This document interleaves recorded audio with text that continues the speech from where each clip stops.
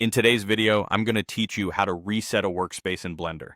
Whether you're a beginner or an experienced user, navigating Blender's interface can sometimes become a bit tricky. You might find yourself needing a fresh start with your workspace to ensure everything is as close to the default setup as possible. Let's walk through exactly how to do that. First, let's tackle resetting an existing workspace back to its default settings. If you're working on a project and realize that the interface isn't quite how you'd like it to be, there's a quick way to bring it back to its original state. Simply head over to the Workspace tab right at the top of your screen. Here, you'll want to right-click on the Workspace tab you wish to reset. A menu will pop up with several options, and your target is Reset to Default. Click on it, and voila! Your active workspace will snap back to its default settings, clean and ready for you to start fresh. Now, if you're looking for a more thorough approach, or perhaps you want to start completely anew, you'll need to employ a slightly different method. Again, locate the Workspace tab at the top. This time, you're going to right-click on the tab and choose Delete from the menu options.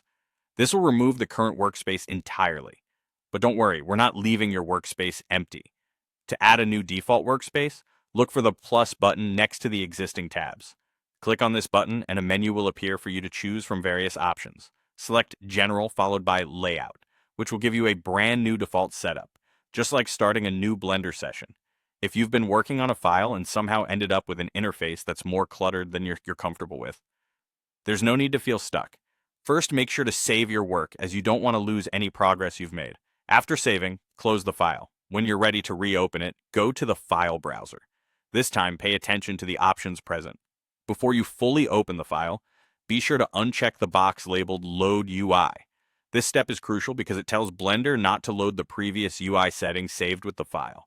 Instead, it'll open the file using Blender's default user interface. This can be a fantastic way to strip away any clutter and bring a level of simplicity back to your workspace. Resetting your workspace can be a powerful tool in keeping your projects organized and ensuring your workflow remains smooth and efficient. By following these steps, you can quickly transform a chaotic workspace into a fresh, inviting blank slate ready for your creative ideas. Thanks for tuning in, and happy blending.